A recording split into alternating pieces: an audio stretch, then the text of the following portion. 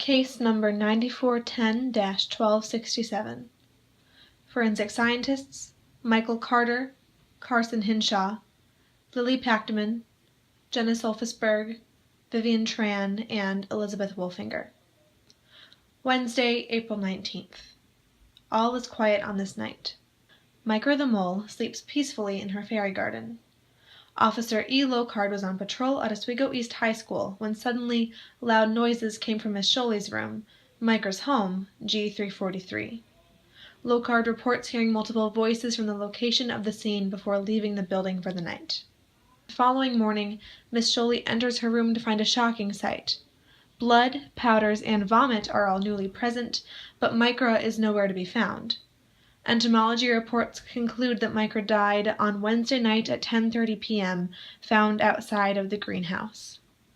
Who would commit such a crime? None other than Anthony Brogan, with the help of his accessory Connor Downs. A possible motive is speculated. And there's no event that may have caused him to say that, or a recent dispute, something of that The only thing I can think of, but that wasn't really between him and I, was when we had our chemistry PLC meeting, which is just all the chem teachers. A couple meetings ago, things got a little bit tense. Working in the same department with access to her classroom, Brogan and Downs had every opportunity to commit this murder. But how did it happen? What occurred in room G343 that led to Micro's bloody death? Brogan enters the room and takes Micro from her fairy garden, leaving a hand swipe in the surrounding dust.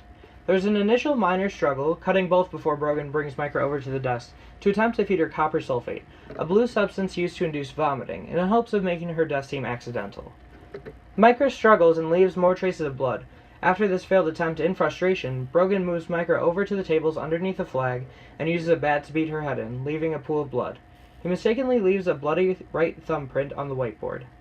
He then picks her up and begins to carry her towards the door to dispose of her, when she weakly revives and attempts to fight him again. As she slowly loses more blood, Brogan knows his efforts have not been enough, and begins to walk her farther back into the classroom, dragging her and leaving bloody shoe prints as he goes, holding the bat over his shoulder as Micro's blood drips from it onto the ground. Brogan brings Micro over to the lab table and attempts again to feed her the copper sulfate vomiting agent.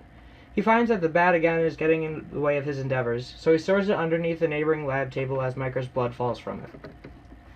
He then makes his way past the center middle lab station, leaving a hair on the table. As he walks over to the window, Micro vomits. To ensure that the deed is done, Brogan takes out his knife and slits her throat, cutting her artery and leaving a spurting pattern on the demo lab table. Once she bleeds out and finally perishes, he opens the window, leaving traces of Micro's blood on the blinds, and throws her out, where she lands by the greenhouse.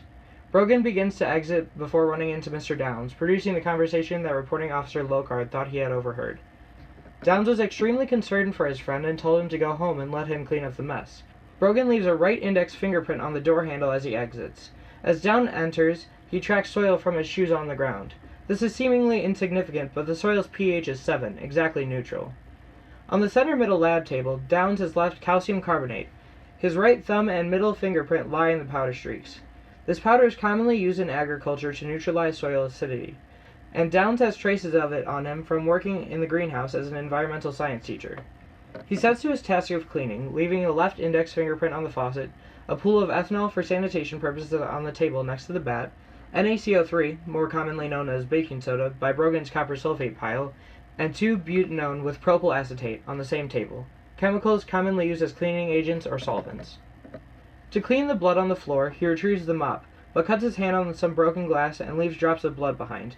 He quickly grabs a paper towel and wets it, leaving his blood by the water tanks. Downs cleans some of the blood from his hand and then throws away the paper towel with his confirmed DNA on it. He drops hair and sticks a bloody handprint on the microscope cart by the garbage bin. He continues to clean with the mop, dripping blood by the vomit as he does so. By 3:25 a.m. on the 20th, Downs hears a startling noise and flees from the scene in a hurry.